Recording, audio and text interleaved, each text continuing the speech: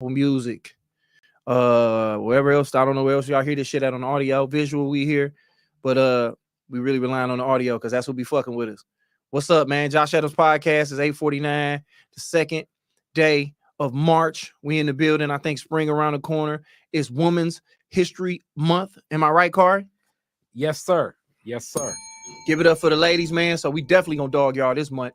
We going in. No, not at all. I got some shit on my heart. The women, we love most of your audience is women, my brother. And they know I love them, and that's why they fuck with me, because I'm gonna keep it all the way a thou wow with them. They know I got love. I let them punch me, and we don't punch each other. We verbally talk our shit back. We trying to better each other. Iron sharpens iron. Okay, so that's what this podcast is about today. So I hope everybody's having an amazing March. Shout out to the people that's tapping on right now. In the video world, they watching this live, because we do this live every Wednesday, man. We make sure we get in here whether we start on time or not. Come give y'all something live. It's unedited, so the shit that gets said got to be dealt with. And one day it's gonna be some repercussions behind this in my career. I'm gonna knock on wood, but hopefully I'm strong enough to where I can withstand all that. I ain't calling white people monkeys or nothing like that. But shout out to my nigga. We talk about gay people a lot on here, but I got a lot of gay friends, so they don't give a fuck. You know what I'm saying? They give me they basically give me the leeway to talk the little shit that I get to talk. But again, it's an OG show right now, man. We fired EJ, so shout out to EJ. No, we did not. No, we did not. EJ know I love my nigga. I'm talking shit. EJ got some shit going on. EJ got other things going on, man. He's a married man. He can't come in here with two single niggas who got a honey pack budget. He can't be here with us every Wednesday. That nigga got to be home with his queen, tending to the house. Honey pack budget. Real honey, y'all need to holler at a nigga on the sponsorship tip, nigga. We spent too much money on between me and Khary. We damn near spent 20 racks with y'all. We damn near dropped 20 racks with y'all. Not at all. They gave Khary that. Show him your hoodie. They gave him that hoodie. It's like the old Newport. When Newport used to give niggas apparel, that's the honey pack hoodie right there. When you spend enough money with you, they send you a hoodie with African American print on the sleeves. I'm waiting on mine. Khary got a little bit more bread than I do. But we gang. We in here right now. Khary, what's been up? You good? Man, same old, man. Things is rolling. New business opportunities. I think we getting creative. I'm looking at the marquee that you got up. I'm trying to figure out what that means. But it don't matter. They can't see it because this light so motherfucking bright. Don't even matter. I've been trying to be creative with the little screen behind me, but Khary love the bright lights on niggas. You can't see shit. It just look blank.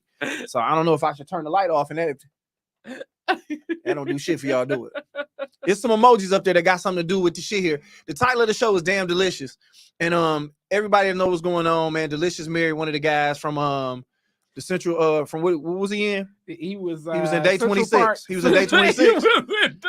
Did she marry one of the niggas from Day 26? The group that P. Diddy put together? No, I don't think. Let me look that up. Hold up. Oh, ain't that the nigga that was though? Who we talking about? We talking about my man from the Central Park 5. I knew it was a number in Day whoever 26. She with. My apologies. My bad. I thought he was one of them niggas. I didn't know. I didn't know. Because wasn't the documentary they made the niggas walk for cheesesteaks and shit like that, and they went through Central Park and got arrested and fucked up or some weird shit like that? Not at all. You mixing what was that, the first season of The Band and real life shit. What happened was in the Central Park 5, and this kind of connects to a lot of people tying some of Trump's first racism. So Central Park 5, Diddy had them singing in the living room. They was all in the living room singing like, and all it was all them niggas singing in the living room, wasn't it? This was not Ness. And so bad. That looked like Hurricane Chris. What was my man's name? Chopper. Okay, my bad. Go ahead, finish the thing. All right, so the Central Park 5, I want to say 89. It was a group of 5 kids, all like middle school age, that got rounded up because a white woman was attacked. And Trump said, yo, we need to murder them. He put like a full-page ad, murder these kids, get rid of them because they're rapists. And they found out that it was not these kids that did it. So they all served, I want to say collectively, like all decade long in jail, wrongfully convicted. A lot of statute against them and everything. Till one of them, another prisoner came forward and said, yo, I did that. So that's what it was. And their settlement came out. And even it was one of the best, quote unquote, crime writers. It was this white lady that wrote the novel about this. and she kept writing information about crime. And it's funny, it's another white lady that did that type of shit too, where she made up a story of her getting raped, and that was a lie, but it sent the man to jail for 20 years too. So wait a minute, the crime right, the lady who was great at writing crimes was the lady who falsely accused him, and that's why they went to jail? Well, she basically fabricated all the evidence in reference to this. Like the prosecutor that wrote that sent them to jail for that long ended up becoming this great crime writer, saying this is how you fight crime, and even no matter what the age they are, you need to lock them up like animals. Wow. And I was a thorough attorney, but in reality, a lot of her evidence and everything was false because these 5 kids didn't have shit to do with nothing. Oh, okay. Well, man, that was the part of the show where Khary used the fact that he read a lot of books to get pussy. So Hilarious. We got that out the way early. But yeah, we're gonna talk about Deelishis. You know, Deelishis in the news because she's divorcing her husband of 15 minutes for whatever reason. He cheated. You know, she threw something on him. I don't know. I'm not gonna take a side, but I will just to be entertaining tonight. And as we proceed to give you what you need, we're gonna move on to a segment that I love to that we just is new. This is probably like the second or third time he's doing it. Where the hoes at? It has nothing to do with females or women at all being hoes. It's just about whole ass activity that's happened to be going on. And the whole ass activity exists in the Detroit comedy scene on Tuesday night at a good friend of mine's room, Boogie. Comedian. I believe Boogie's been on here. No, I don't think he has yet. I ain't had Boogie on. He always busy working.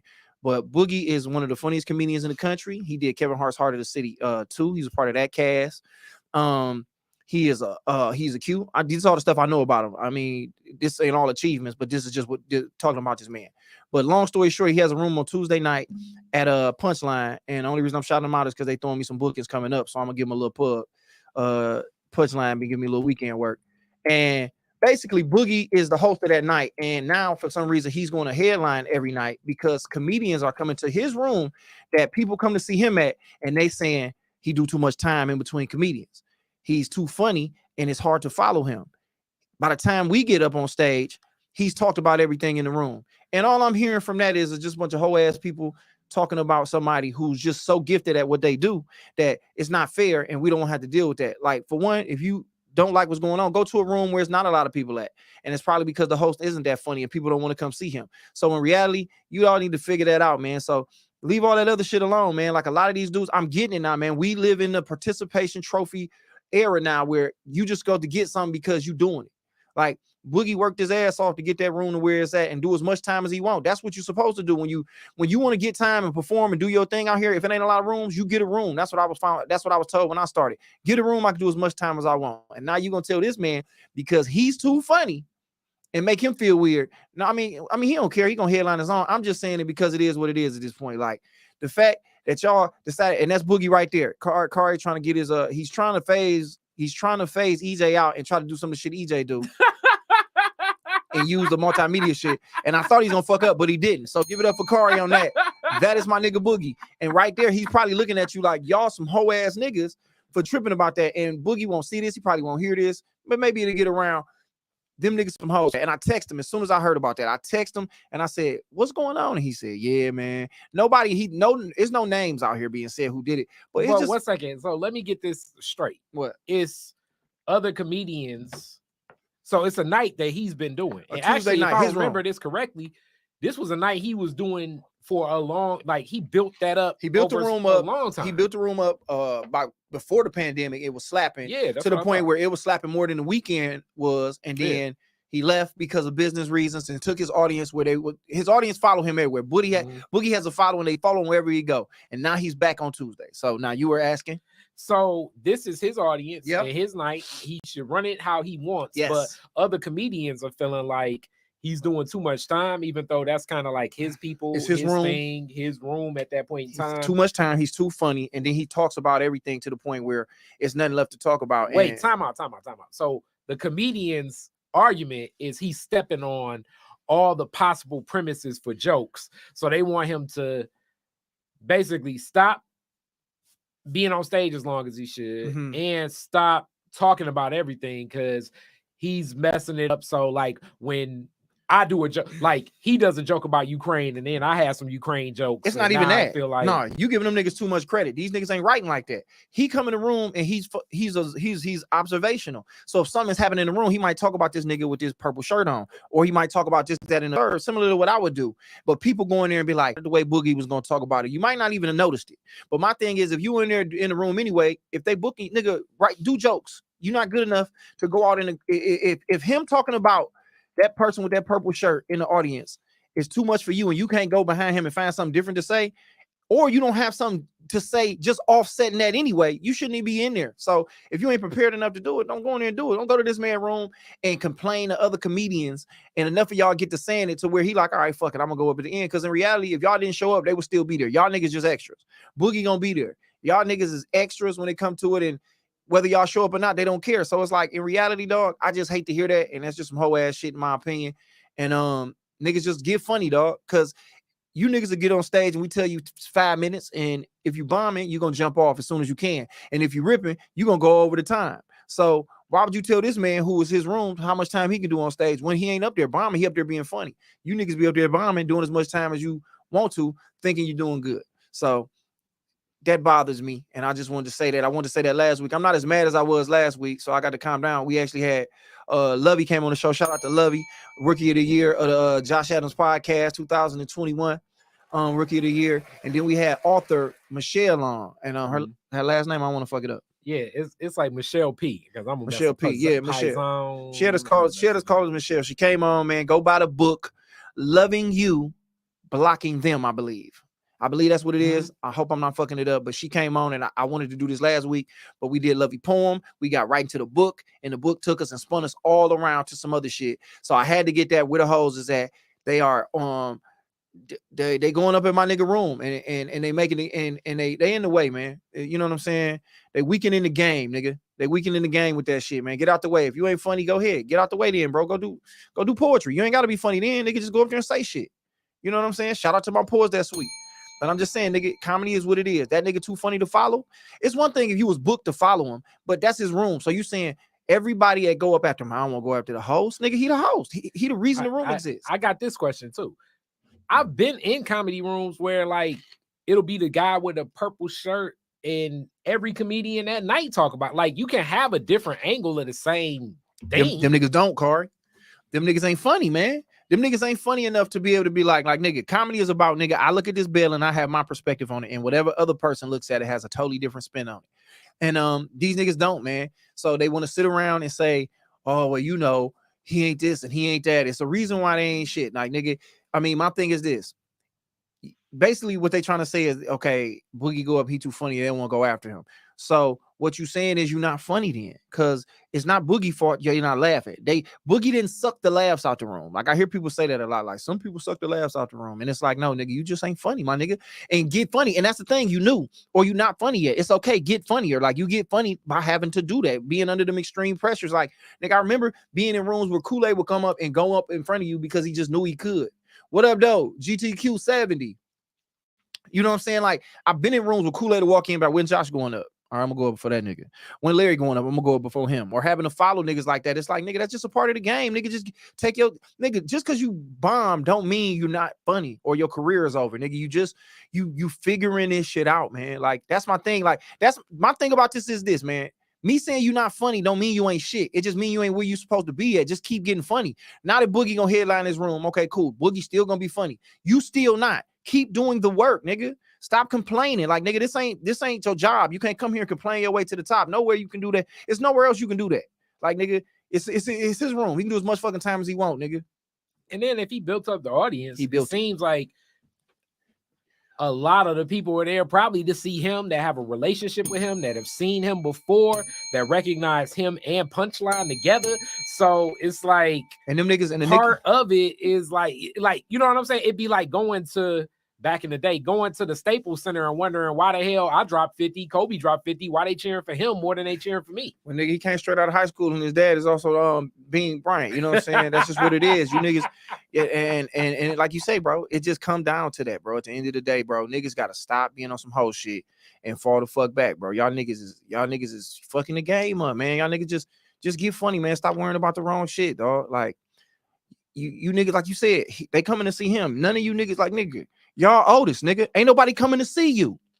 Ain't nobody coming to see you, Otis. You niggas is showing up and you niggas is coming and you ain't put up a flyer. You ain't told nobody to come out. You showing up to a room. That's the arrogance of niggas too. Niggas get to show up to a room that's packed, people ready to laugh. He open them up. It's comedians who don't even pop their room off.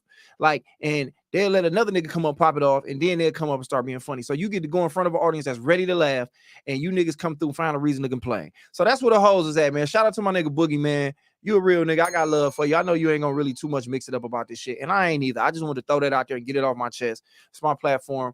I'm gonna do it. I'm gonna talk my little shit here and there and every once in a while and drink my alkaline water, nigga. So where we at now, Car? We jumping into the top. We gonna get to it. I assume that we definitely are about to talk about one of Detroit's beloved daughters in media and other ventures. Yeah. But right now, one of her actions, as we see from the media, so we're responding to the stories as they're happening, because that's what we do in podcast world. That's what we do. So it's not necessarily, we don't have all the information. We don't have all the information. We're going by headline information. Yeah, we just reading topics and it popped up. And for one, I thought it was weird that she married Cuz. I'm not even gonna sit here and pump fake with you. Like, I didn't know who he was. Somebody had to put me up on him. I didn't know, in the industry she in, I'm thinking she gonna run into a lot of niggas that's on some other shit. Like, but once this series dropped and he was in the limelight, and next thing I know, it was like, yeah, she's dating one of the Central Park Five. I'm like, I don't know who these people are. It all seemed pretty opportunistic, in my opinion. You know what I mean? When I saw it, and now all of a sudden, I'm going to grab something to eat at out in Riverview at this restaurant I love to eat at. I ain't gonna shout them out till they show me a little love, but it's a delicious place that serves chicken, and it got me together. And I sent Khary the information, and I was like, bro, look what just came across the news desk, nigga. And basically, damn, I should have it pulled up right now. I'm gonna try to pull it up real quick because I just looked at this shit not too long ago. Was that on Baller Alert? Yeah, it was on Baller Alert. I want to read the exact post the way I saw it. Okay, I'll pull that up. I want to read the exact post as way I saw it, because I don't know if she still got it up on her page. Is under her number? Is her name? Is London, right? Yeah, bam, here you go, right here. Yeah, she basically said this right here. This is what I saw. Oh, she took it down. She put up another one that says, "Today I appear to be by myself, but I am not alone." Basically, she put up a post and said, my husband cheated on me. He's a narcissist. And I'm ready to tell my story, with a very, very, very like doctored up picture of her, where it looked like, I'm saying, she about to drop a book or do some type of documentary or a press conference. And that's the post right there that Khary is about to put up. And I just thought it was just the timing of it was just like, come on, Deelishis, like, what's up, mama? Like, I get it. The internet is about being relevant and having your name out here. In my opinion, if you're not happy, don't be happy. In the relationship, how you gonna end it? Why do you have to make this announcement? It's not like this nigga is like NBA All-Star or something like that. He was a guy who went through some fucked up shit. He turned his life around, and he took an opportunity and turned it into a bag. And now he out here eating and getting off, and he met you and he fucking with you. Y'all seem like y'all was really in love, but who knows what that is and that shit. I just felt it was just a little, I don't know. I mean, and tell me if I'm wrong, Khary, if I'm tripping. I think she just a little bit seemed like a little clout chasey to me. That's what it looks like. It feels like to me she's chasing a little bit of clout right here. And Cuz ain't even said nothing yet. And he seemed like he was in love, because it's like, who really fucking with him? Like, not Cuz, he might be a cool ass nigga, man, but he looked like, he came out and had the opportunity to be around people he normally wouldn't. What's up, Jim? To be around people he wouldn't get the opportunity to be around. And you know what I'm saying? Early this year, Deelishis and Raymond Woody Woo skipped a beat with the sharing of the photos, one another Woody Woo. Thursday announced, and then they got engaged. It was like fast too. They got together like quick. Like, it was like this nigga was on some like for the love of a nigga who just got a bag, and she won. Like, nigga, she was with this nigga and they was together. And I'm like, nigga, did they even date? Like, it was just weird in my opinion. Like, I don't know, man. I mean, tell me if I'm tripping, if I'm on bullshit, but me looking at it, dog, like, it seemed like I felt like this is where it was gonna be at. And I mean, and I know this is Women's History Month, and this is women's history. Like, y'all women gotta tell me something. Like, look at this. This is a Christmas photo. I don't know how old his kids or not, but they got the makeup on him. They sitting in front of the tree made up. She over there got her hand on his. They look like they in love for fake. You know what I'm saying? So I don't know how to take this. I feel like she, and then here we go. I'm married. Oh, here we go. This the post. I married a narcissist who is a complete liar and a cheat, and I'm finally ready to speak my truth. Stay tuned. Why do we need to know that? And then how do he cheated? How do we know he cheated? I feel like women can throw that on you. What's cheating? What did he do? Okay, so I guess this is his post. What did he say? It's okay. I still made it look good. Ralph Lauren. Yeah. This nigga should have gotten to some type of other shit. He should have gotten to some philanthropy. Yeah, he came out like two Benzino for me, two Peter Gunnish for me, my nigga. Like, and I ain't nobody to talk shit, but I mean, I'm just here. I got a podcast. It's made to talk a little shit on here, man. Whether you agree with me or not, I don't know, man. I part of me want to feel bad for him. The other part of me, like, nigga, you kind of knew this was coming. Like, what you thought was finna happen, nigga? she want to fuck with the baby. You know what I'm saying? Like, she want to be amongst them niggas. You was hot at that moment when that dropped, and y'all was wrongly accused. And then you got out, you got your bag, and she kicked it with you. And then she was like, you know what? How I'm gonna spin out of this? Okay, this nigga's a cheater, he's a narcissist, and this. And now, nigga, you beat the federal the federal jail system, and now, nigga, you in front of the court of public opinion, nigga. Can you get out of this one? Can you beat this one, my nigga? Because, nigga, I'm telling you, nigga, they usually go with the ones with the fat asses, my boy. So I don't know how you gonna play this, dog. I don't know how you gonna bounce around this one for real. I really feel a way about this, dog. And what is the other niggas from?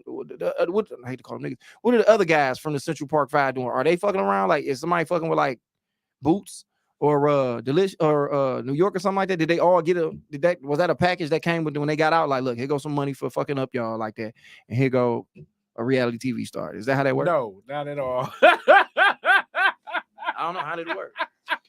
No, that is not the rollout of I guess that's retribution money does not come with a that ain't the severance package. Flavor of love model. Or I guess they weren't models on that. What were they? They were contestants. They were contestants. You're right. So VH1 didn't have nothing to do with them niggas getting out. And I see how it all kind of still coming. Well, that was MTV2 that the band was on, but it's like MTV2. It sounded like that's why everything is mixed up, because real life is being mixed up with this reality TV shit. So y'all gotta understand how I confuse the two worlds. Like, what is happening? Like, where are we at, dog? Like, and then you can, bro. I just want to see real love. Maybe that's no. I can't blame that on why my shit ain't it.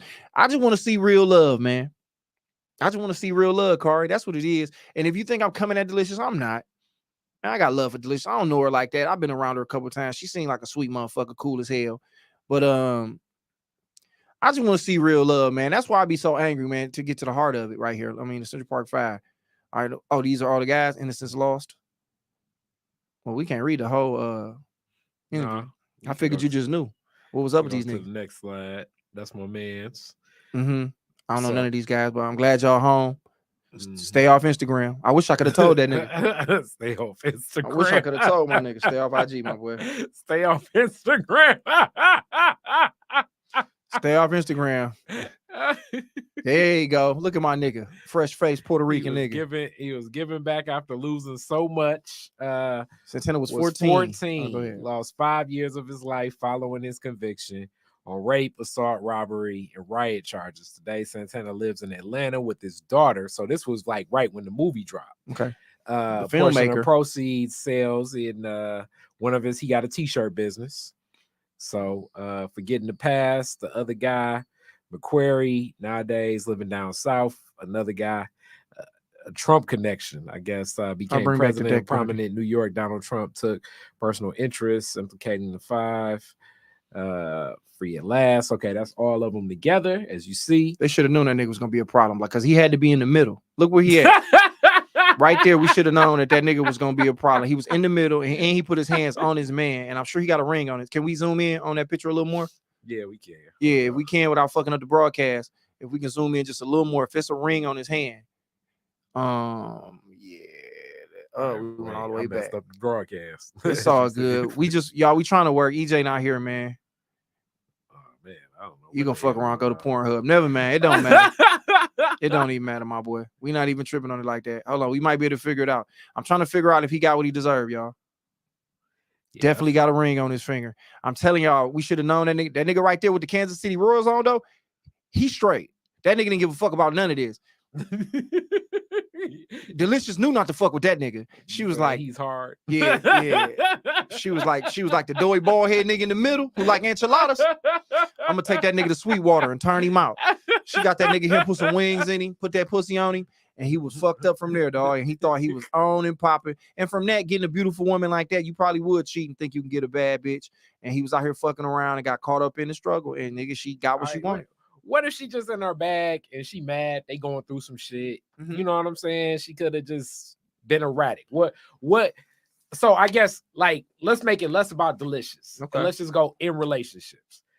How often do you think it becomes overt and not like a sneak diss that, you know, a person can be mad because they may do some shit and then they go to social media and, you know, may put up the, you know, sometimes you go through things in life post or something. She went beyond the going through things in life post, but like what about that? What if it was that? What if she was just mad as hell? But that's cool to do that. That's cool to do that, even though he filed for divorce already. But it's cool to do that. Let's, like he said, let's bring it back a little bit and let's make it more a little more reality.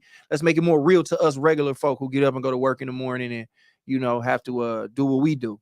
She went too far. It's like, don't bring other people into my business and our business, because it's only gonna magnify your feelings and mine. Because now it's nobody listening. It's people taking sides. So it's probably somebody on the podcast doing the complete opposite of what I'm saying, and they like, that fat bald head nigga came out and cheated wooty woo woo. And now I'm sitting here like, well, Deelishis out here clout chasing. My thing is this: why women? Just to bring it just to our world, normal regular motherfuckers. Why would you have to take it there? You know. Obviously, for her to go that hard, did she have a discussion with him? I doubt it, because we thinking on some celebrity shit. This is an opportunity to get it back for her. But why would you blow this up and take anything that we got going on social media? He's a narcissist and he cheated. And, you know, and now you more embarrassed because everybody in your business and not everybody's putting their opinion in our business when they didn't have to. And we could have fixed it here. If you feel I'm a narcissist, say something to me. All right, listen, you don't like I take pictures like that and I wear my little pose, my little Ralph Lauren's and my rings and shit like that and be putting up pictures for the hoes. I won't do that no more. You should say that to me and we should have that conversation. But have that conversation first. Don't take it straight to the internet. Life is not a reality TV show. Like, don't go give people the ammunition to tear down what we got. Because a lot of times people don't know, like, nigga, everybody don't know everything. Like, so sometimes what you saying is it can be like almost like a rollout, especially like from a woman's perspective. And here's another rollout that I brought up before. Sweetie claps back at Quavo's breakup tweet, alleged infidelity in song "Fucking Narcissist." And she used, and it's funny, she uses the narcissist term again. I brought that up when we was talking to Michelle, Shelly P. And she said not all guys are narcissists. And I mean, we should define. I mean, pull up the definition of narcissism. I would like to see it, because I had to check myself on some shit that I just dealt with, where a young lady from my past came out and told me some shit about myself that it took everything in me not to cut into her, because, you know, mental health was involved in therapy. And, but I called a lot of people close to me. I called Khary, I called my homegirl, Heather J. And I was like, am I wrong? Am I fucked up for how I played this? And I had to make sure I wasn't a narcissist, because I don't know what would define somebody to be a narcissist. But it seemed like women throw that out there about men. And when I hear narcissist, I think somebody who might think a lot of themselves, which that sounds like you got a lot of confidence, which would be attractive to most women. You know, most women would be attracted to somebody that's a narcissist. You know what I'm saying? This nigga went to narcissistic personality disorder. That seems like that's just a little deeper than what we talking about, ain't it? Look, that's what a narcissist is. The word narcissism. I think I got to be easier. Here we go. The word narcissism gets tossed around a lot in our selfie-absorbed, celebrity-driven culture, often to be described someone who seems excessively vain or full of themselves. But in psychological terms, narcissism doesn't mean self-love, at least not a genuine sort. It's more accurate to say that people with narcissistic personality disorder are in love with an idolized, grandiose image of themselves. And they're in love with this inflated self-image precisely because it allows them to avoid deep feelings of insecurity, but propping up their delusions of grandeur takes a lot of work. So now we're looking at signs of narcissism. Let me just read the thing. A grandiose sense of self-importance, lives in a fantasy world that supports their delusions of grandeur, needs constant praise and admiration, sense of entitlement, exploits others without guilt or shame, frequently demeans, intimidates, bullies, or belittles others. Well, I mean, yeah, that's a lot. I mean, so, I mean, if that's what she's dealing with, that's very fucked up. But I think a lot of people needing admiration at the expense of making others feel low. That's fucked up, Jim. Thinking highly of oneself. You know what? I mean, put it like this. I'm not gonna sit here and act like that's not possible and it's not real. And it's a lot of people out here who have a sense of entitlement. Wait, let me get in here. A false sense of entitlement. Go ahead. I think the thing is, in relationships, especially kind of some of this role we play as men, as quote unquote taking the lead, and I want a man to just make decisions. Like, it's an easy rollout for a woman to label any man a narcissist, where society is just going to believe it. Like, I mean, just due to the societal position that we as men are put in, like, it kind of follows some of those traits. Like, you look at some of this definition, and I mean, this stuff is kind of vague. Grandiose sense of self-importance. Like, what's the number one trait that women say they like in men, Josh? That they're confident in themselves and they walk around like they got the biggest dick in the room. So what is a grandiose sense of self-importance? Walking around like you got the biggest dick in the room. Like, the shit that Jordan walk around with, the shit that you see in somebody you like. I just think that motherfucker don't. He thinks he's the man. He feels he can get it done no matter what it is. That's the thing about it. And like, I sit here and say that, like, okay, and then something said on there that, you make yourself feel better at the expense of making people feel low. Like, I mean, just because somebody cheat on somebody don't mean they feel better than you or whatever. Maybe, have you ever thought that maybe he went and got that pussy because he don't love himself?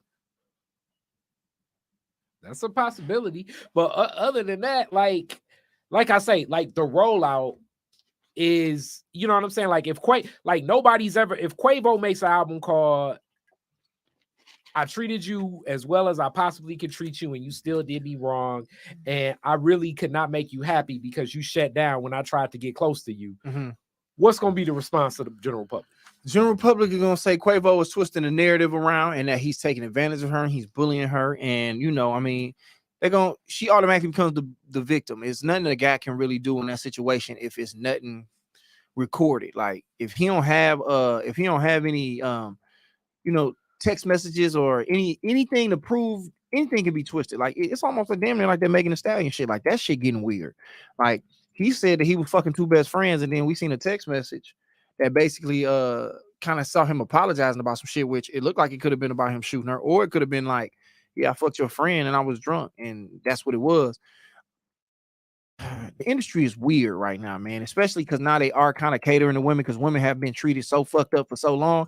It's almost like they big women up so much and kind of cater to them to the point where it's like, all right, you almost got to, as a man, you got to kind of shut the fuck up and sit down, because it's like, it's their turn to get their shit off. Like, that's what it kind of feel like. I don't know. I see it even in the news and sports news and shit like that, where I be like, damn, they really kind of cater to women. And I mean, I know I come off, man. I give nothing but utmost respect to women, man. I got nothing but love and respect for women. I see them the same as I see a nigga, but it's just a little bit extra nowadays. And I don't know, man. I don't know if I'm the only one seeing that shit, but I just been paying attention to that, bro. Like, you kind of got to be careful how you deal with a woman and watch what you say. Like, that's why, like, we was talking about that, like, on the phone the other day, where I was like, I feel like I have to walk on eggshells with every woman that's in my world, no matter how much they're. What is this, nigga? Another one from nigga, this like is from Lipstick Alley. Well, that look like a sex tape, like nigga. A sex what you tape, doing? but this is the baller alert thing that happened with the baby, and he was labeled a narcissist over the whole Danny Lay thing. He did come off on some whole shit though. I don't disagree with that, but I'm saying, like, the rollout of narcissism when it comes to men is just real believable. Like, I mean, and also the same way that the rollout for a man being a narcissist, it flips to the other side of the rollout for a woman being a. I'm sorry, say that again. The rollout of a man being a narcissist usually rolls out to a woman being being a victim and being victimized and turning us into the villain. So I just want to find a clear definition or a clear like lane, because there's not a lot of information out here on what's going on with Deelishis and homeboy Santana or none of that. We all just we taking headlines and we running with and finding shit to fill time with. But it always leads back to, like he said, the discussion of, I mean, men and women need to communicate better. Like everything I do is not a narcissistic thing. Like if because I speak up doesn't mean that what you're saying ain't important. It's just meaning I want you to hear me clear. Like, I mean, we always talk about it. I think when it comes to men and women, we do too much trying to get our point across as opposed to really listening and hearing what the person's saying. And listening is not repeating what I said to you and then saying what you was gonna say anyway. It's like, no, really listening to what I said and being like, okay, this is how he feels. Let me try to understand and get what he's saying and take that into some type of consideration. And I don't think we do enough of that, man. Like, and Michelle said it on the last podcast, like communication is key, man. And I don't think like, I know my next real relationship, bro, like communication is going to be paramount. It's going to be like, when I say things to you, I'm going to try to be clear, and I hope it don't come off as blunt or condescending, but I want you to understand what the fuck it is that I got coming off. And I don't want it to be nothing can be misconstrued. Like, I don't want to communicate through text messages, none of that. I want it to be clear how I feel and what's going on. Like, that's kind of where I'm at. I think that's a luxury you'll never have, because when we're communicating, our emotions get involved, especially when we got feelings. The more our emotions are involved, the more our emotions are hearing. And it's oftentimes, you know, I mean, even with my mom and women in my family, it's been times where they'll say, like, I'll say one thing, but it's like, but no, I know what you meant, even though you said thank you. You don't really appreciate that thank you. You just told me thank you because you want me to get out your face. A man's never told me that. I've had that conversation with many women. So sometimes with their emotions involved, and then a lot of times their emotions may be picking up certain things in context clues, as I believe women have a grander understanding of like women can read into things deeper, but sometimes this is to women what I would say. Sometimes that stuff y'all reading into is a misread. Sometimes it may be correct all the time. Like, you know, you're a great quarterback, still throws some interceptions, you know, but you're going on so many of these red contexts of where things go. The classic back and forth we've had about like a woman talking to Dream You. So Dream You does something, then you have a real life argument about something Dream You did, because it's like, nah, I don't be dreaming about stuff without it happening. And it's like, you always dream about stuff without it happening. Now, do you sometimes dream about things and does it happen? Most definitely. So even when you communicate, quote unquote, clearly in talking, because when emotions are involved, the communications have so much more subtext than just conversation themselves. My nigga GT just said, nigga, don't say too much, you gonna blow your chance to hit.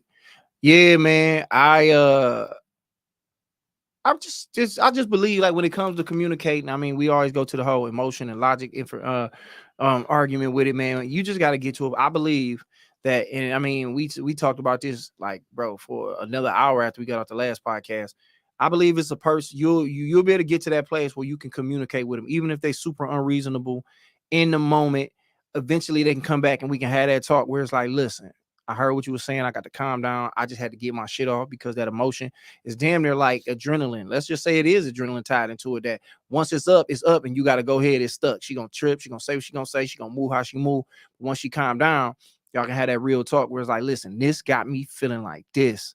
And I don't think it's cool when you do whoop, bang, bang, bang, boom. You know what I'm saying? And then she can come back and y'all can have that conversation. And I just believe that when you run the social media off that adrenaline, like I want to create an app. I want to create an app where you can't even fuck with social media when you angry, or it's a sensor or something in your phone where it can sense where it's like your mood. Like, yeah, this person shouldn't be like, it should be an app that once you drunk, you can't send out a text message. You can't call somebody, so that way you don't fuck up. And that same energy and the same and them same emotions and that same hormones that's kicking through you when you mad, even to do something, does not allow you to use your social media until you're calmed down enough to where you can make real where you can make clearer statements, and you're thinking more, like you're thinking clearly, like, you know what, I ain't even finna go ahead and put that up, because that was only gonna add to the fire. Because once you put up your shit, your homegirl gonna be like, yeah, bitch, I told you that nigga wooty woo, and he was on bullshit, and you shouldn't do this, that, and the third, because her and her nigga ain't shit,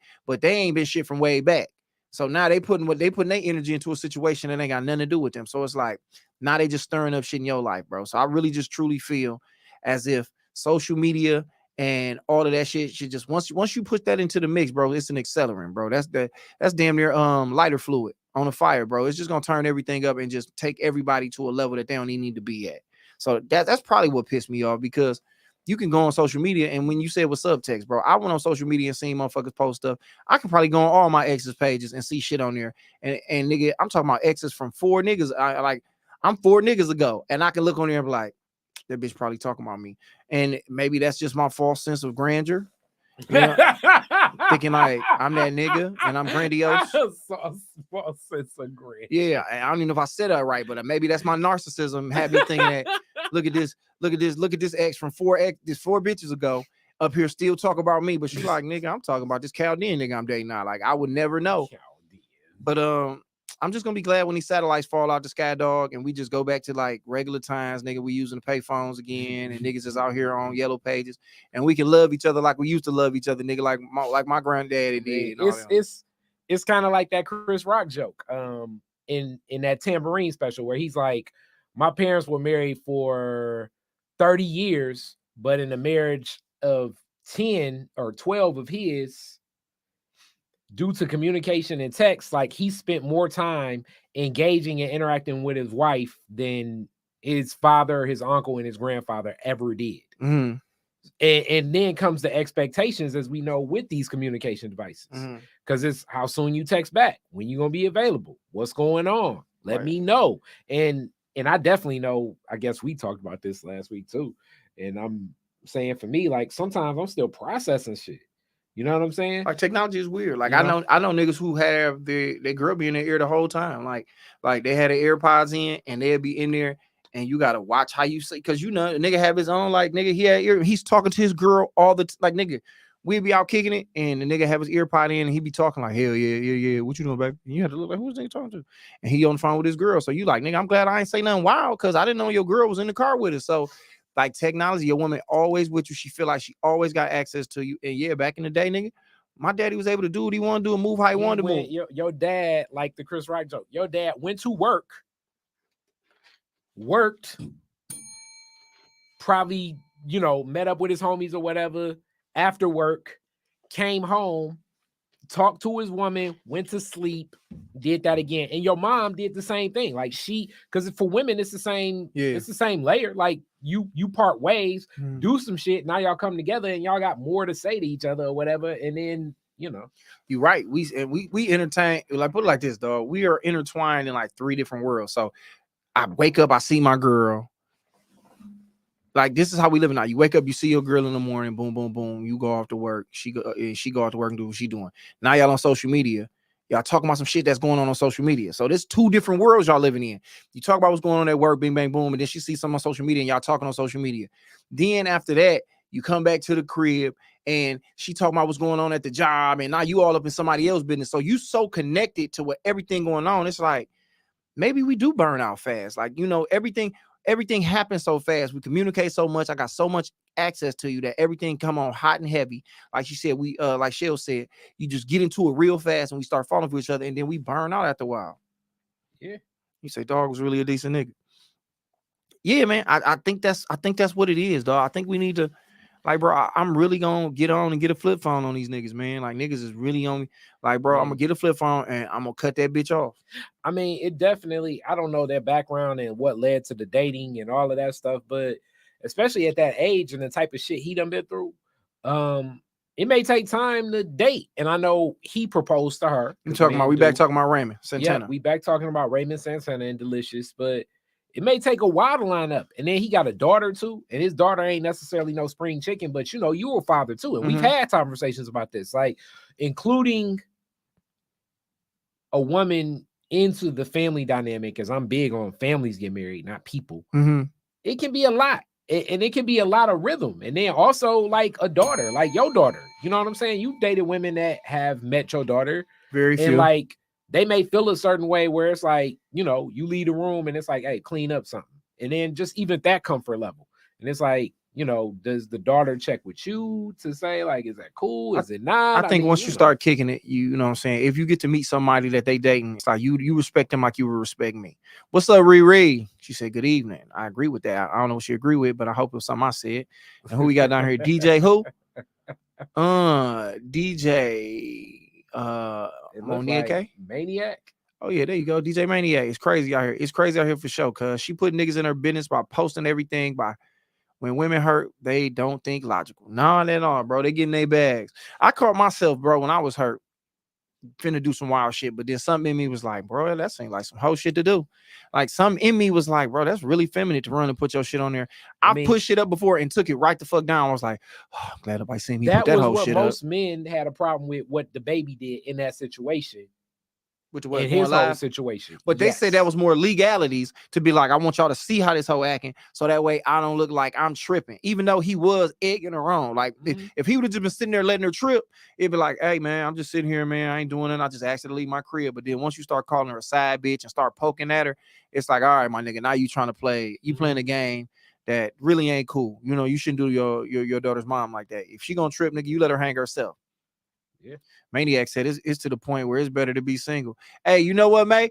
I think I'm finna do that, man. I was supposed to do that last year. I don't know why I like saying you're like that. I'm supposed to do that last year, but I think definitely this year, bro, I'm gonna stick it out on the single tip, man. I'm gonna just sit at the crib, man, nigga, read books and chill and work on my narcissism. Read books. That's it, bro. I'm eating right. I'm working out. You see, I'm drinking water. I don't even drink on the motherfucking pods no more. Like, and we moved it to Wednesday, but I'm done, bro. I'm just putting myself in a better space, man. I want to be in a better headspace for my queen that's in front of me. You know what I'm saying? You feel me, Riri? She said, yeah, right. For real, I'm single, on God. I'm still gonna fuck around, you know what I'm saying? I'm still get a little pussy here and there, but I'm just saying, like, I am going to be a single black man for the first time since I was. I think I've had a girlfriend since I was like, nigga, 25. I think I've always had a girlfriend lined up. Like, it's just weird, but yeah, I'm gonna definitely I'm a dollar bill out here. You're gonna be reading some of these Quan Mills, some more of the hoes got roaches. The Quan Mills collection, like you did before. This hoe got roaches in her crib. That nigga really getting off with these books, dog. Nah, man, I'm gonna read more self-help books. What about this?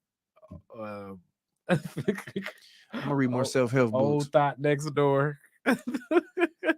Yeah, dog went off and they got a part 2. That's what's up. Old Thought Next Door too. You had passes. This was the one you read an excerpt from. Oh yeah, Pastor Eat Pussy too. Nah, I ain't gonna fuck with that. Oh, they call it Pussy too. Yeah, I ain't gonna fuck with none of these books, man. I'm gonna let the streets have them, man. This is the problem we in now. I'm gonna let them have that. What is this? What? This shit is like, where does he come up with? He just saying shit. Like, all you gotta do is come with a title like this. This whole eat chilling. What is this saying? Go to that last one. Like just the last one. Oh, this one. The last one. Yeah, all the way to the right. Ain't nothing left. Yeah, right there. That one right there. I don't see nothing. Nigga, what you mean I don't see nothing? It's a bitch eating chicken right there. Oh, yeah, that one. That last one. Yeah, click that one. Let me see it. This hoe eats chitlins. A hood horror story. Yeah, man. They just making up shit and then they just make up a story behind it. Like, nigga, it's some wild shit. But yeah, dog, I'm single all year, dog. So y'all looking for me, man. And we finna start throwing a lot of events, bro. I'm actually gonna do a nice. I got a couple of events we finna put in the works. We planning on now because the karaoke went so good. We got some events. We got people reaching out to us. We got sponsors. We got people who really want to tap in with us from all different walks of life. And I'm open to it all at this point in my life, bro. I'm open to experiencing all of this, man. I had somebody invite me to a swingers event, and I wasn't gonna go because I'm a tall nigga and I do comedy, and I think it's hard. It's very easy to spot me. Like, and a nigga be like, man, you know, Josh being a fucking fat bitch. You know what I'm saying? Like, you just don't know what niggas might see there in you and what you own. And you know what I'm saying? So I'm finna really get out here and live life, man. I'm finna be single out here, man. Like, I don't know what to expect, man. Because I've had a girlfriend since 25. You know what I'm saying? Since Obama was in administration. Well, we do not want to have you join the lifestyle, my brother. Hey, man, sometimes you got to try different things. There's some new condoms out here called the Black Card. I don't know if y'all seen them. It's a black-owned condom company. I don't know why the fuck they would waste their money going into that shit, but The black card. I've been going because at my job, I go to all these stores and I be seeing them. I'm like, why am I seeing all these? And it's a girl. Can you pull it up? It's called the black card. And it's like, it's this bad black bitch with like, she got condom in her mouth and she biting. And it's a gold wrapper and shit like that. But it's like, niggas is not wearing no condoms. I don't give a fuck if a black man made it. Get your ass out of here. The black card. If anything, nigga come up with a Plan B pill. Some niggas can really use. Ain't no black contraceptive. I mean, did you put it up? I'm looking. I don't see no ad on it. I think they knew, and they might, and it just might be on some Detroit shit. Like, nigga, this might be some shit they started here, nigga. It might be our own rubber. They be like, nigga, this is Detroit latex. They make it from all the tires that's busting in these potholes. They was like, we might as well. We got all these potholes. We busting tires. Let's just take these tires and turn them into condoms. It's called the black card. No, it's something else that's called black-owned condoms. It's for the culture. Nah, them sound dumb too. Let me see them. We'll see. I ain't gonna knock it though, man. Go support. I mean, buy them, but don't use them. Just have them. Have them to be able to get the pussy. Anyway, I'm single. It don't matter. I'm single now, so I gotta use condoms. Black-owned condoms. 10-pack for the culture. $9. Nigga, I wish I would waste $9. I wish I would waste $9 of my hard-earned dollars on some condoms. I was telling Khary the other day, man, if a girl live farther than 3 miles away, you shouldn't use no condom. If you had to go that ridiculous, strap up. Yeah, your seatbelt, nigga. Yeah, strap up, as in put on your Jimmy hat, as old school people would say. A prophylactic. That was back when niggas was using condoms. A Jimmy hat. If she lived farther than 3 miles away, nigga. Yeah, you right. I ain't finna get back into this, Riri. I've always been in relationships as well. I feel like you miss out when you don't take the time to just date. Just get locked in with one person. That's it. You right. You just confirmed it for me right there. I'm finna stay single. I'm finna be single and I'm finna date and I'm just enjoy people's time and let them go home when they want to go home. And I'm not gonna force nothing. I like to be up under a motherfucker. I'm gonna stop doing that. I'm gonna date. I'm gonna get to know people. I might even, and I joke about this a lot, I might date a white woman. I don't mean nothing. It's just dating. It's just getting to know them and going out and fucking, shit. Ambrosia salad. I don't know. I don't even know what white people eat for real. I don't know what white people kind of music they listen to. I don't know. But herein lies the second half of it. Just me knowing you. Go, Dr. Umar Khary. Hilarious. I was gonna say, not even with activates the coon chip. All it takes is a little bit of white manipulation to activate the coon chip. That's one of the funniest. The no chip. Context, Umar. No, what you were saying about that? I was gonna say, man, herein lies like your personality, dude. You're a sincere and genuinely good dude.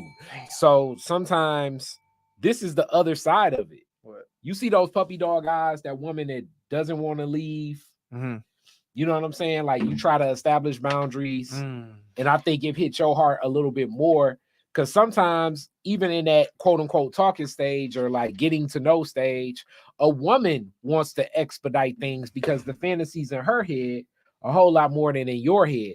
So at least, in knowing you, you my homie. Yes, sir. I think sometimes you've been like, these are good women, but you've been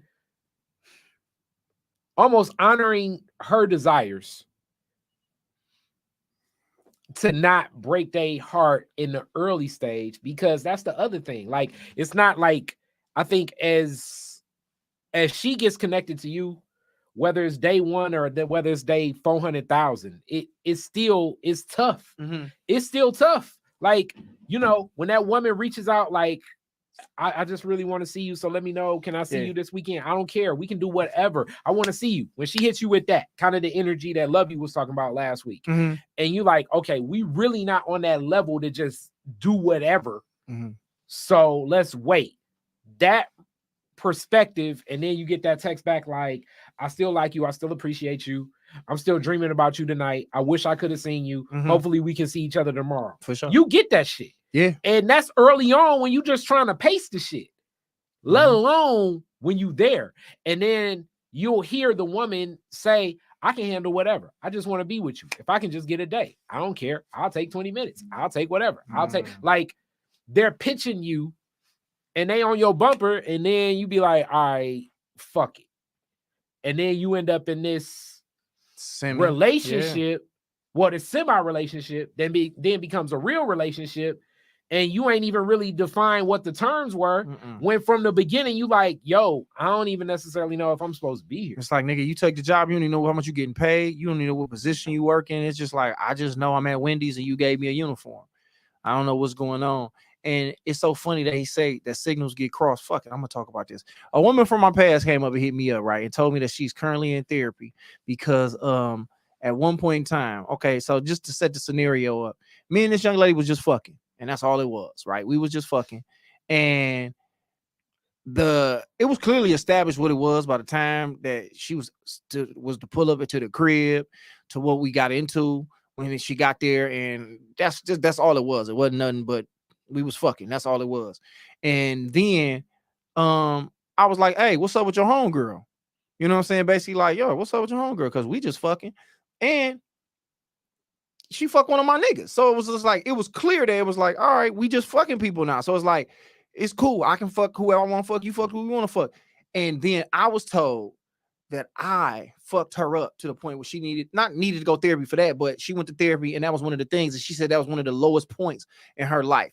And it fucked me up because in my head, I'm like, how is that one of the lowest points of your life when we was just fucking? Like, it was nothing more. I didn't offer nothing more than that. It wasn't like, it was no promise to be nothing else. She took it to a place, I guess in her mind, that it was bigger than it was. Because in my head, it's like, you fuck my guy, so we fucked and we ain't fucking like that no more. What's up with your homegirl? You know what I'm saying? Am I wrong for asking her, like, what's up with your homegirl? And this the thing. Hold on, Khary, don't switch the camera yet, nigga. Because I want to get all this out. And then I'll let the people decide what's up with me, nigga. See, Deelishis, I'll put my shit out here too. I don't care. Yeah, I asked, I was like, what's up with your homegirl? I didn't straight up say I wanted to fuck her, but she knew what that meant. But you fuck my boy. So if you fuck my boy, I can't try to fuck your homegirl, and then all of a sudden that puts you in a place where you in the lowest point of your life like that because I asked that. You fuck my nigga. That's it, Your Honor. That's it. That's all I got to say. I rest my case. What I'm saying is her fantasy was more than what it was. It like, because that's the thing about emotions. Like, it become more than what it is. And you know, I guess like on both sides, yeah, men, we have emotions too, but I think it's just a societal norm that we deal with rejection a whole lot more. Because it's definitely been situations where it's like, you know, that shit, it hurt. You know what I'm saying? Where you thinking that it's gonna build to more, you planning shit out, you trying to plan a vacation and do all this stuff and do more things, and then she's like, well, you know, I'm at a different point in my life now, and I just think I want some space. And you be like, all right, gotta choke that up. You know what I'm saying? And you just gotta kind of roll with the punches. Whereas I think that fantasy in a woman's head can become dangerous as women are defined. I said this in last week's podcast. I think sometimes women are defined by association. Like, you know, who their man is matters a whole lot more. Who a woman's man is matters a whole lot more than who our woman is. Like, we can almost walk in with any woman in society. You know, they may say this or that. You know what I'm saying? But it's not like how a man defines a woman. Yeah. How her friend, you know, all a man makes a woman a queen. A queen can't make a man a king. In the sense societal, of like, in the sense of like, you know what I'm saying, the royalty aspect of it, shit like that. So you can kind of take that over in the life. So I get all forms of relationship, like even a woman's motherhood is defined by who her children is. Not saying that if a dad has, I guess I hate this term, but if some kids are bad, society rarely looks at the dad and like, damn, you got some badass kids. That's more reflected from a societal standpoint on a mother.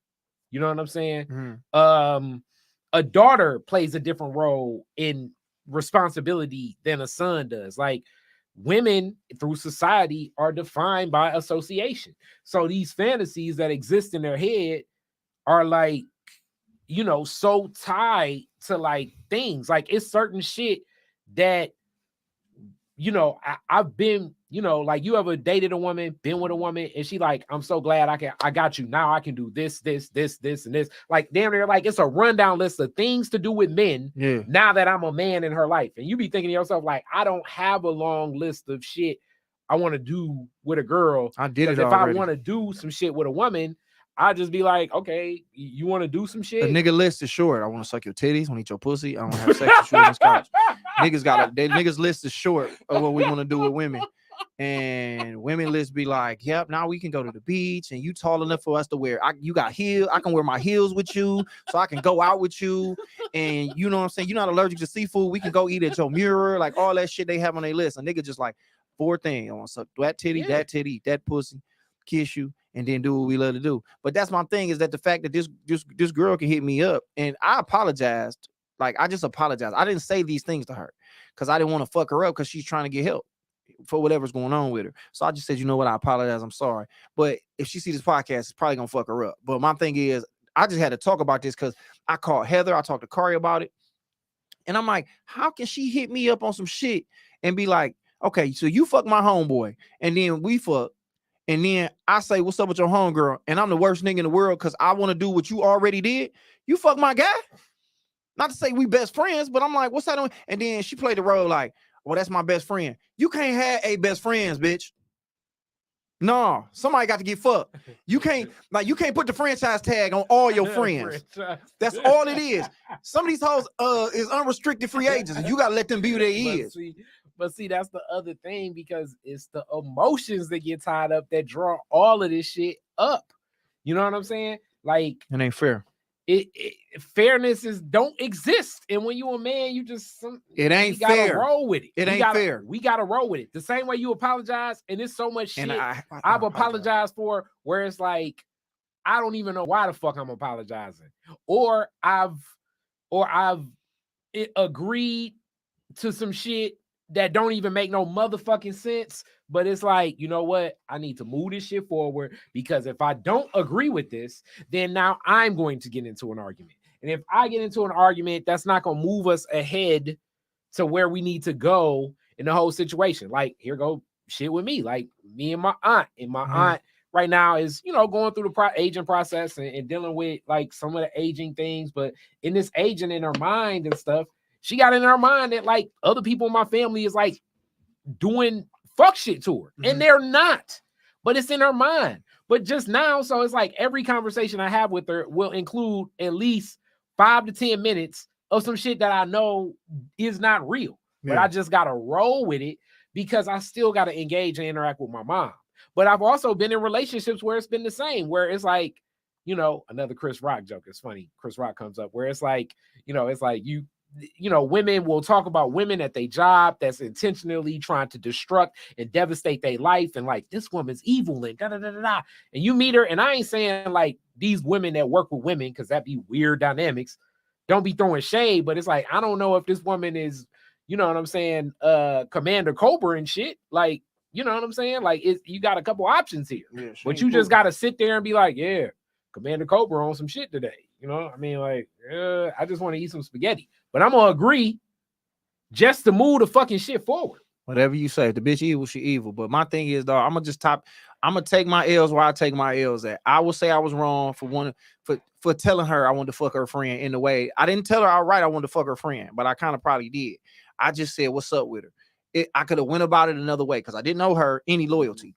Like, that's what we say with trust. When like trust in a relationship is like, okay, I'm not gonna cheat on you, but it's also, I'm not gonna fuck nobody you know, and I'm not gonna fuck your family, and this, that, and the third. I didn't owe this human being none of this loyalty. She fucked my guy, which I know y'all gonna say niggas don't give a fuck about that. Why do y'all give a fuck about that? Why do it matter if I fuck a friend of yours that's really not a friend of yours, somebody you won't be cool with in 3 to 4 years? That be my thing, man. And while we sitting here in Women's History Month, let's just reflect on that. You understand what I'm saying? Like, let's do away with the old model that we've been living in, and let's get out of this. Like, you know, and stop trying to make a nigga feel bad for some shit like that. Because that fucked with me. Because I'm like, damn, I would hate to think that I'm out here ruining motherfuckers. But I'm like, damn, I thought we was playing the same game. Like, but I look up, I'm hooping, and in reality, you know what I'm saying? I'm playing football, you playing rugby. I'm just trying to use something that everybody knows. There's a lot of women on here. We just not speaking the same language. You're not playing the same game. Because when we start fucking around, it was okay. I'm a bitch who can move like this. I move like a nigga do. But then it's like, I do some shit, and then it's like, no, you can't react with feminine energy when you moving like a nigga. And in reality, I mean, how many times we gonna have to learn that lesson? And as men, I think we will learn it probably maybe till we like 75, because there's so many women that's like, nah, I'm not like other women. I can move like a man.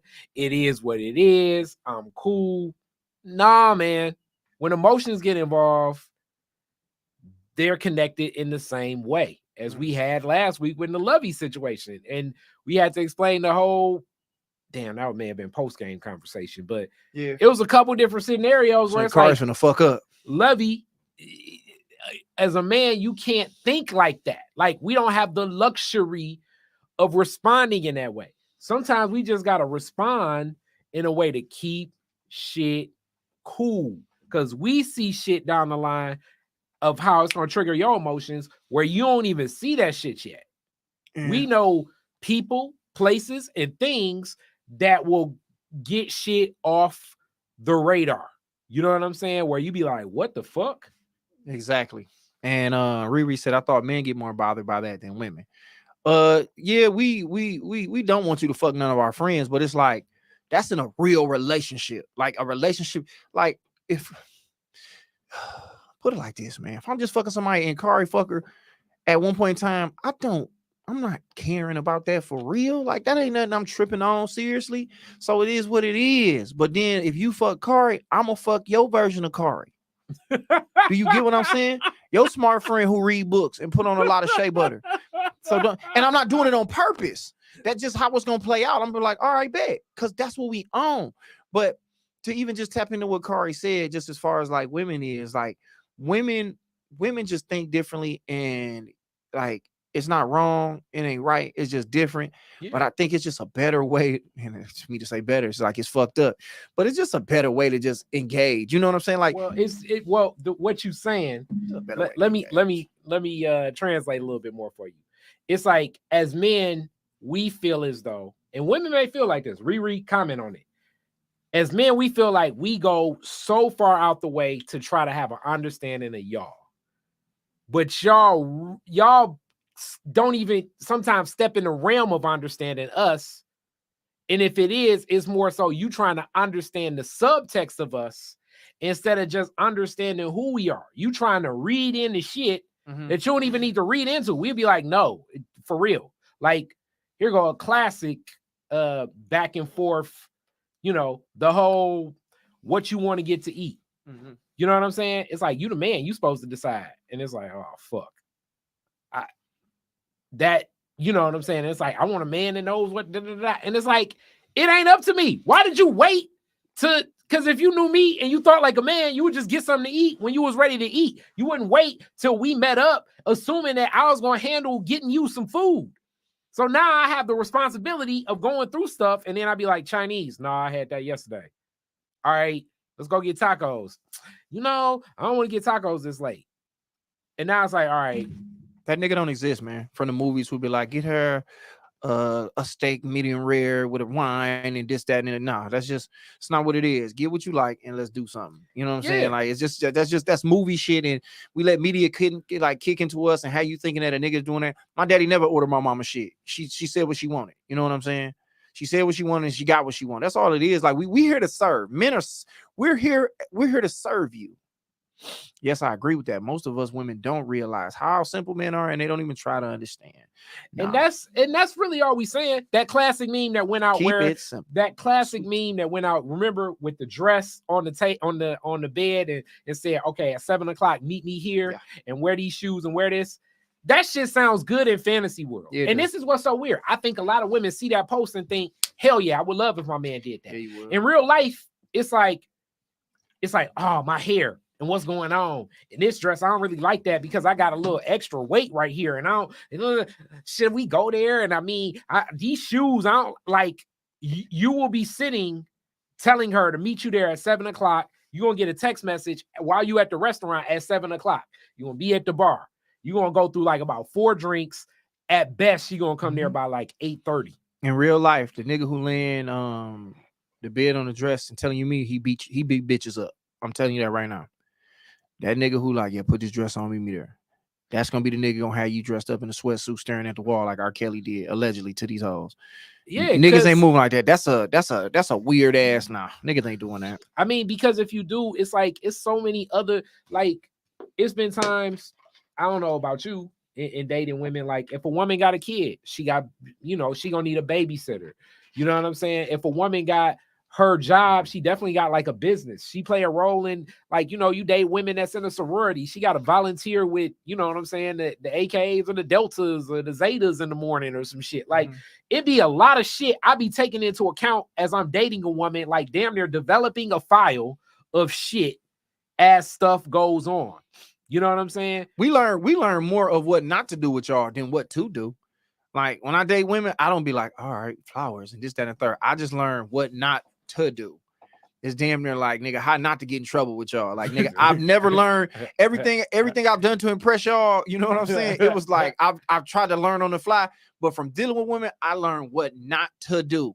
Not to do. Like I have a file of what not to do, my nigga. Yes. It's like, nigga, my file of what not to do is extensive, nigga. Yes. Like, nigga, I know what not to do with y'all for sure. And it's your file, meaning like when we're dating that woman, we're dating under the file of you. Like it's not like it's women in general. It's like this file is your file. I know this is the information about you.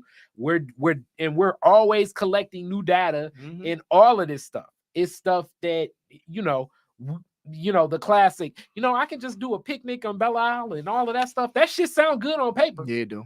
That shit sounds real good on paper. Till you get to Belle Isle. In real life, 3:00, and you in Belle Isle and ants start crawling on the woman. And what's happening, Josh? Fuck ants crawling on a nigga. It's a motherfucking strip club up there, and they washing our cars up there, and now there's bitches everywhere. And now you gotta make sure you lock in on her ass. Like, man, these hoes is thick as hell. Anything can go wrong, man. Anything that can go wrong will go wrong. Anytime I have done anything to try to be like out the way, impressive and sweet, women never appreciated it. And you can say I didn't do it right or whatever, but it's like, no, I put some thoughtful shit down before, and I have rarely seen a woman be appreciative of it. And I know you're gonna say, they're the wrong bitches and this, that, and the third. I just truly think women are more, y'all way simpler when it comes to it than y'all want to admit to it. Y'all think y'all want all this fireworks shit and all this. Nah, you don't want none of that. You don't want none of that.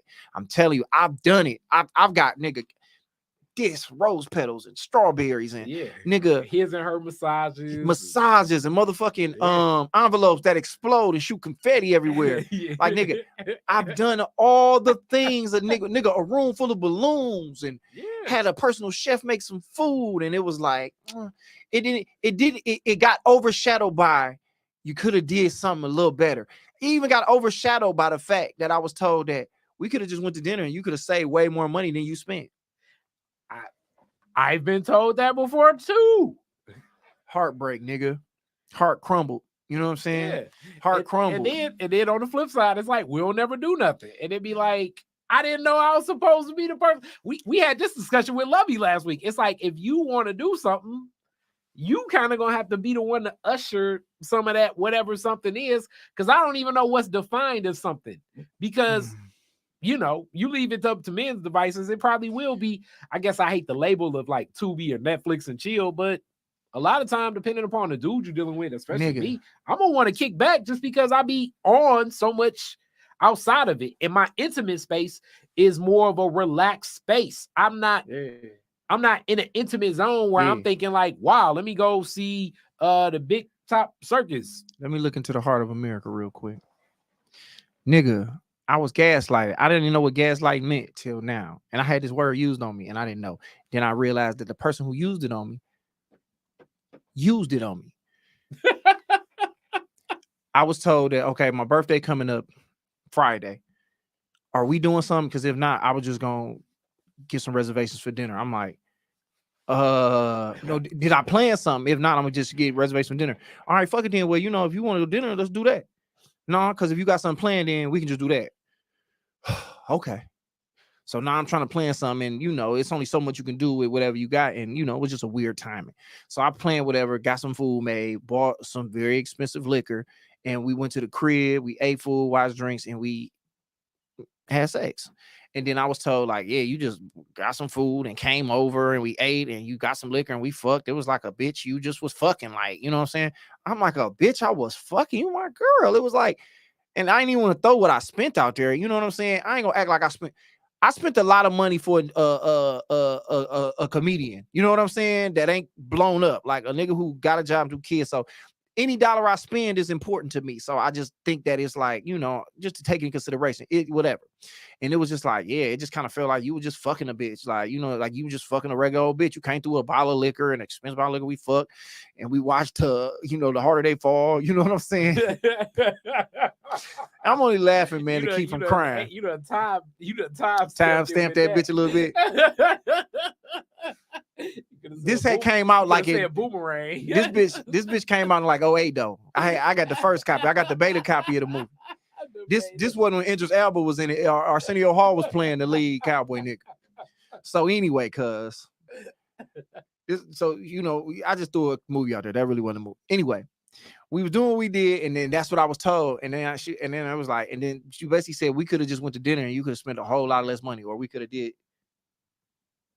Well, that's so funny. I got a text that was funny to me.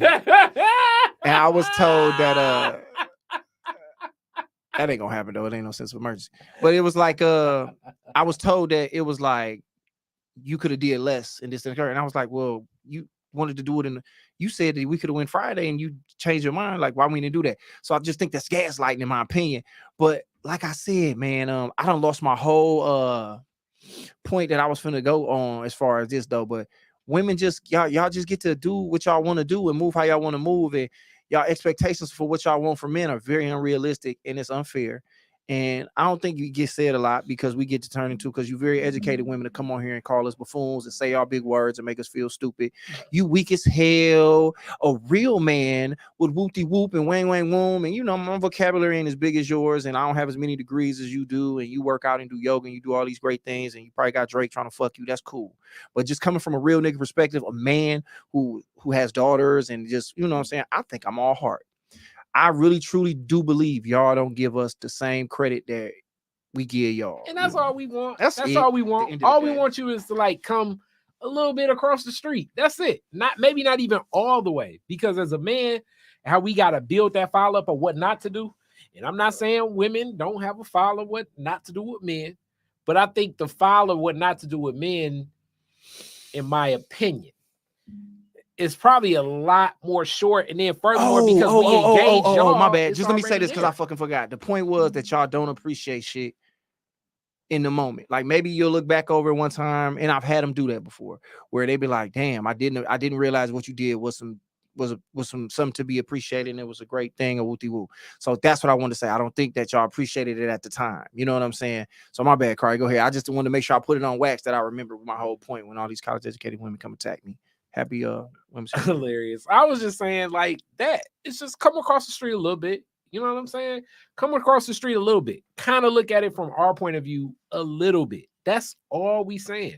So if you look at it a little bit like us, it'll, you know what I'm saying? Like that's some of the dopest appreciation for us. Like just a little bit like us, a little bit, not all the way, because you'll never see, just like we'll never see, but we're, you know, trying to see more of the angles. We trying to, you know, avoid some of the blow-ups. We trying to, you know, not see you fucked up, because part of the intimacy, and I guess that's a bigger question, Josh. Do you think intimacy between any people is dealing with the ugliness a lot? Meaning like, you know, this woman is like being a superhero for everybody else. So now that Linda Carter come home, she gotta, you know, not a super, what is it? Wonder Woman come home. Now she just gotta be Linda Carter for you. And Linda Carter for you may be somebody that's more vulnerable. And in that vulnerability, it's the insecurities, it's the downtime, it's the sadness, it's the shit that, you know what I'm saying? Like, do you think that's part of the intimacy? Don't see if they see this little tear coming out my face. No, I'll put some water right there. So they be like, damn, that nigga really hurt. I am though. But no, man, he right. Intimacy is the ugly shit. Like women think intimacy is the being laid up and cuddling in their bed and doing all that. Nah, intimacy is the real shit. Getting down to the nitty gritty and being like, listen, man, this is me at my worst, and these are the fucked up things about me, man. Like it's not the pretty side of it. Like I say that when I go to the gym, like nigga, we getting ugly so that way we can get right. You know what I'm saying? We getting ugly so we can get cute. Or we can get healthy. So I think I think that's the first time I heard it. Like, yeah, we strip down, bro, to get to the best part of everything that we want to get to in a relationship. So I just think if y'all listen to this and stop trying to listen to if y'all can listen to this and hear it for everything that we trying to be right, like for what's right in it, and stop trying to find what's wrong, I think all the other shit can be fixed. And you know, like listen to what we saying and not look for the, you know, what we said, like, yeah, that's wrong. No, that's incorrect. Listen to what we saying. That's right. That's right. And let's work on that shit. The other shit we can be corrected. Like we gonna go back and forth with that shit all day. Look at what's right in the conversation we trying to have. You know what I'm saying? You hear niggas talking about, hey man, we are trying. We're trying. It may not be perfect, but the nigga is trying. He's texting you and he's saying he wants to see you, and he spelled wants WONT. He still wants to see you. He may grammatically is wrong or his vocabulary is wrong, but he still want to fuck with you. Stop being so much a stickler on the bullshit. Like, man, you know what I'm saying? Like, see a nigga for what he is, and as opposed to what he ain't, bro. Like, that's what a nigga saying. I don't even know how we got here, man, but Deelishis started it. So if y'all got a problem with me, y'all holler at y'all queen. Y'all holler at y'all queen. We got here because Deelishis did my man wrong on the shade room and blew him up, and now she finna do a whole rollout and blow up for him. And he might be a fuck nigga, but now let's just open up the conversation for me to get deep in my bag right now and get in here and talk my shit upstairs in this motherfucking this colonial style crib we in, my nigga. Talking what we talking, man. So, you know, I don't know. I don't have much more to talk. Any other topics? Anything else going on? It's something else that happened we could have covered, but I think that might be it. Because Khary getting sleepy over here. No, I'm up. I mean, I think, let's see. Your sleeves woke. But you ain't up, nigga. Nigga sleeves woke in the motherfucker. Nigga sleep was, and nigga put his arms up like, hands to the way, how'd I be? Diamo. The autocorrect. I can't see it. Let's see. Still trying to figure it out. The autocorrect, I swear, sabotage at times. Yeah, man. Yep, he spelled the fuck out of sabotage, but they don't care about that, man. We just being all on the extra side of it all, man. What I got coming up? Boom, boom, boom, boom, boom, boom, boom, boom, boom, boom. I got some shows this weekend, but it ain't nothing y'all can come to. It's a private party I'm doing. Be on the lookout. I could possibly be at Punchline next weekend. We gonna see that may be happening. The 11th, I know I got a show with my guy Fluid. What Fluid do his shit at the Jazz Cafe? Yeah. Jazz Cafe. I'm gonna be over there. We postponed it because of that big snow that came, and he pushed it back to March the 11th. So I will be there. If y'all looking to see me anytime soon, definitely gonna be there, kicking it, having fun, doing my comedy, man, kicking it, talking my shit. I think that's all I got going on, man. Wednesday, boom, boom, boom. Yeah, that's everything, man. That's everything I got going on, man. So, Khary, you got anything you want to shout out before we get the fuck on? Man, nothing really, man. Just keep it moving. Detroit is different. Check us out. Keep us going. You know, new plans in the summertime. Looking forward to a lot of different things. I guess this. I ain't watched the earthquake special yet. How you feel about that? That is a question. I mean, sometimes we talk comedy and everything. I just watched the Fat Tuesdays doc too, and that was real cool. But how you feel about like that relationship of comedians kind of, you know, because Chappelle, I think that's like a part of the Netflix deal through Chappelle, like him and Donnell Rollins, like looking out for some of the DC comics and everything. Like, what is that to you in that world of like, you know, how much of a responsibility, and I guess this is even bigger than comedy, how much of a responsibility do you think it is for like creatives to kind of work with other creatives as they have larger platforms and access to it? I think it's a big deal what Chappelle is doing. I mean, it don't surprise me. Chappelle at the point where he is at the top of the mountain.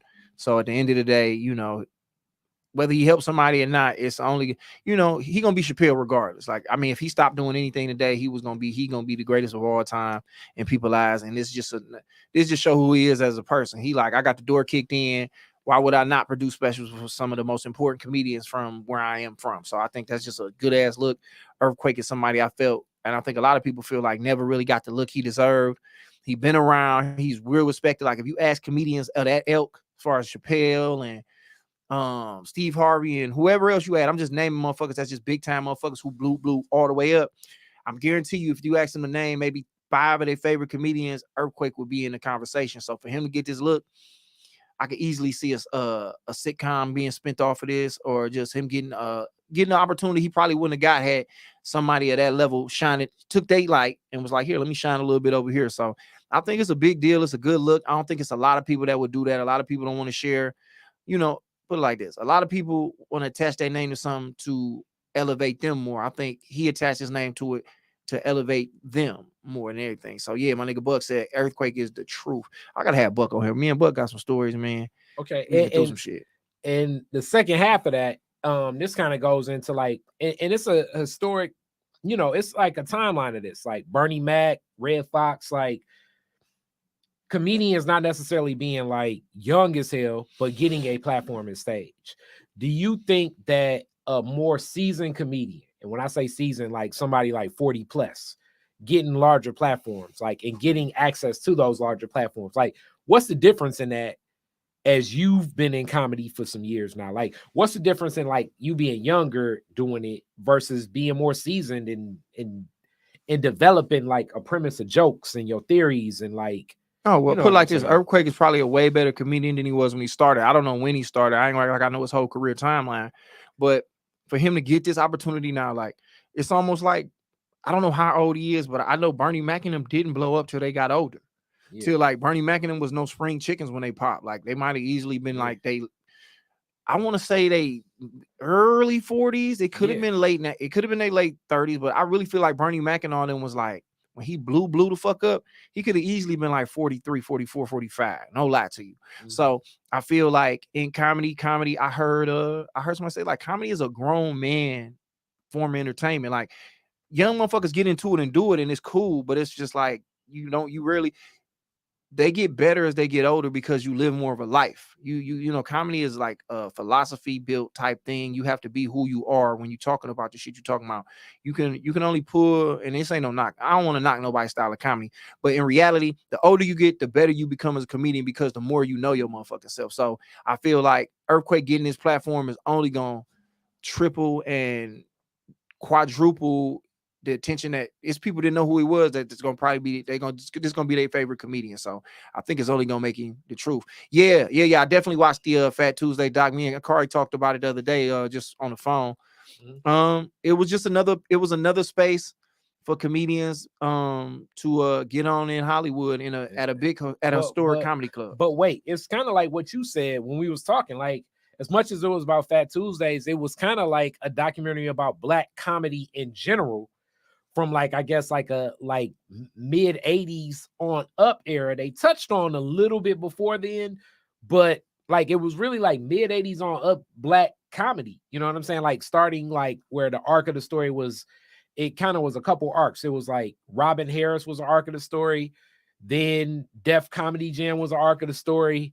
Then it introduced like Fat Tuesdays and the Tory Brothers as an arc of the story. Mm-hmm. Then it was a lot about what Nick Cannon does. Like it had a lot of different narratives, like all weaved in, intertwined. Yeah, like you say Robin Harris and how he went and started comedy somewhere, and right. Another older guy that got Robin passed before he got to blow up. One of my favorite comedy albums is his Baby Kid album. In another, like, I don't know, like, I guess that's where, like, I want to ask you, like, when you talk about, like, life as comedy is, like, philosophy and these different things happen to you, and you were, like, you say, man, you cringe when you look at some of your old shit. I laugh still because it's funny as hell, but what is it about this shit that happens in life that makes your, like, is it the storytelling? Is it the understanding the crowd more? Is it you feeling like I'm saying what I want to say instead of chasing a joke? What is it about being, having more experience on that stage that makes you feel like your shit is better? Because you were getting big laughs early on anyway. Yeah, I just think I had some like now I mean what I say, and I say what the fuck I mean. So it's like, yeah, like the older you get, the more you are comfortable with who you are, and you don't care what people think about you. Like you talk about I fucked around and I cheated. Like you usually say shit like that when you was younger just because it's funny. Now you say like, yeah, I did that, but I'm not saying like, Hov did that. So hopefully you don't have to go through that. Like, not just to be playing, but it's like you talk about shit and you say things because it's real, not because it's funny. And you don't care what people think about you when they hear like I got to deal with the fact that my daughter's gonna hear this, and when they do hear it, I can tell them like, listen, this is why I did the things that I did, and it wasn't right, but it wasn't wrong. It was just all a part of the process. So I just think the older you get, the more comfortable you are with who you are and where you are in time, like as a person. Like I'm when I was 26. I ain't had much shit to talk about. I'm probably the funniest nigga in the world. One of the funniest niggas around at 26. But I ain't fucking with me now at 36 or 37. So I just think, man, comedy is all about seasoning, like, and like a fine wine, like, the best liquor is the shit that they age in them barrels. And when you get a nigga raw from like early on, you get some niggas who can get off like that, you know what I'm saying?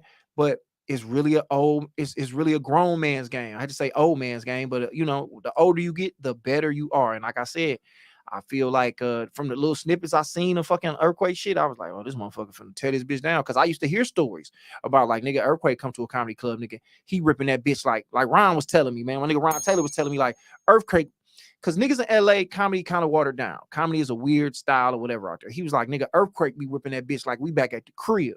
He's like, niggas in there falling out. Niggas ain't trying to be too cool. He in there murdering that bitch. And I used to be like, damn, how come none of his specials? I ain't heard this and heard that.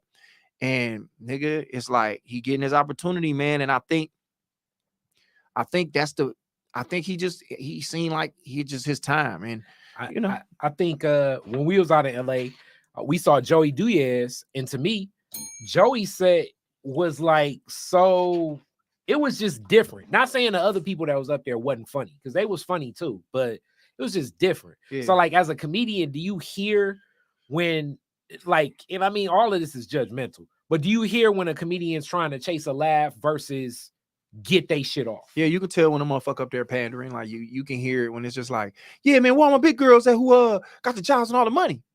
Yeah, I love the big girls with job and the money. It's just like, it's just you can hear when somebody pandering, and audiences can tell, man. Like as a collective group of people, man, y'all kind of get a synergy in the room, and y'all can tell like when a black crowd can tell when a white person on stage trying to act blackish or black enough so that way they like them. We want you to be you. That's as an audience and as people. When I meet somebody, I don't want you to come and pander to me. And you see me, oh, you tall, so you must like basketball. No, nigga, you wrong. Basketball cool. I play football.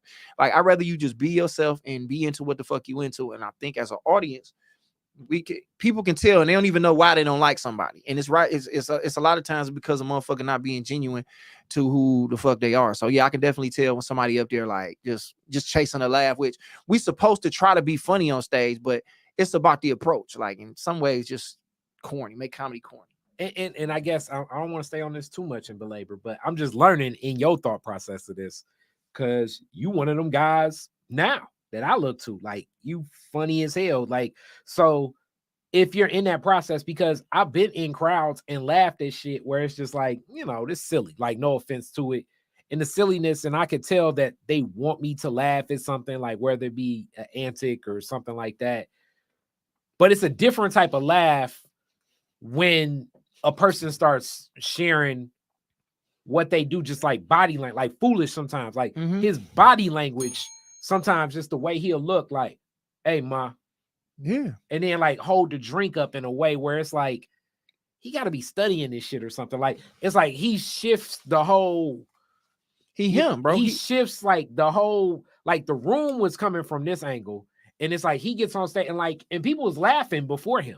But it's like it almost shifts the way we even looking at what the fuck we about to laugh at almost. I mean, nigga, you the conductor.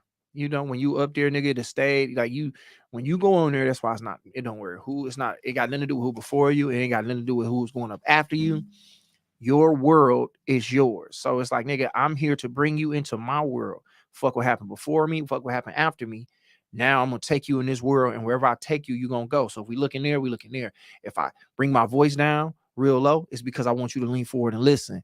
And then the cuss, and if I cuss here and there, it's just that and the third. It's just you get involved with it. It's like, nigga, you become the director, the actor, you become the lighting guy, you become you scoring the film. Like, it's just a whole lot of shit happening on that stage when you really know what the fuck you doing.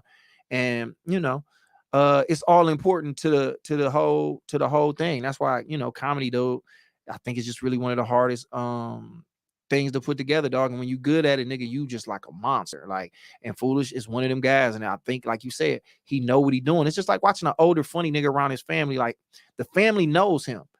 They know him. They know how he move. They know the shit he say. That's why he just, everything he do is funny. Even though you might come in there and be like, I don't get why this nigga so funny, but you don't know him. Now, as a comedian, we have to convey that to strangers. Like, you already know it is built in because it's your uncle. You get why he's like that. I had to be around him a while to understand why he's a funny motherfucker to you. Comedians, we come up there, and if you've never seen Foolish before, you can drop him anywhere in the world. And if you put him on stage for long, nigga, it don't take that long. If you put him on stage for 90 seconds, people are going to get what he is, and they're going to fuck with what he talking about, and they're going to leave impressed. So that's just what it is, man. So, shout out to Chappelle for giving all the comedians that I don't know who I saw. I'm assuming that's why it's called the home team. So all of DC comedians. Well, that's a look. I mean, that's what you should do when you're one of the big dogs. Like, nigga, you should be able to do that. You should do that. You should do that. You should do that. The very first time I ever saw. Okay, wait. I can just read it right there. All right, first time I saw you, Josh, you were hosting the erotic poetry night on the Princess Boat, and I feel like you are so natural and so great, and I've been locked in ever since. Appreciate that, Riri. I really did go crazy on that boat. I remember that show. Yeah, I remember that. That show was I guess that's the other thing. You remember different shows as a comedian as much as you do this shit sometimes. No, but she just said the boat, and that's like, I ain't performed on too many boats before. Okay. But I remember that night. Like, I had real motherfucking fun. I might have did way more time than I was supposed to do, but it was necessary. You know what I'm saying? Like, you just know, like, you know what I'm saying? I don't know. I just had a feel where it's like, all right, I need to fill in here and there. And nigga, it was like that boat was packed in a motherfucking nigga, and I rocked that bitch. It was fun. And it's funny that a lot of people from that boat kind of followed me. And now I see them like, bro, I saw you on the boat. And that erotic poetry shit opened me up to a whole lot. The poetry community kind of put me in a space and gave me a lane. You know what I'm saying? So shout out to all the poets, nigga. That's why I don't mind bringing Lovey up here and letting her get off. And I be having them poets come through. Shout out to T Miller, Mike Phelps, nigga, Honeycomb, nigga. There's so many of them. That was so fun. I'm mad because I paid for my homegirl and she kept going outside to smoke. You know how it is, man. That nicotine be on niggas' heads. But yeah, that shit was fun, man. Poetry community really helped me get my confidence where it's at, man. They really did something. And I'm actually probably gonna tie them into my next special somehow. So wait, I'm gonna do some shit with some poets. I'm working on it, man. But yeah, man. I'm gonna get out of here. It's late. You know what I'm saying? I want to hold everybody. It's down around time. We in there, bitch. Anyway, man. Listen, man. Thank y'all for coming and fucking with your boy again. And like I said, happy Women's History Month. We got mad love for the ladies in here. You know, I ain't got nothing but love for y'all. And we got so much shit planned. Dope shit, man. Me, Khary, EJ, Lovey, whoever you see up here, man, they family, they're part of it. Wherever we go, they going. So we got some shit planned for y'all, my nigga. And we already planned the vegetables, nigga. We gonna do the outside shit, Khary said. Right? Yes, sir. We're gonna do a lot of studios outside. Yes, we're gonna tap in. So thank y'all for listening, man. Y'all have a great evening. And God bless and good night, man. Y'all be cool. 100. Who, why?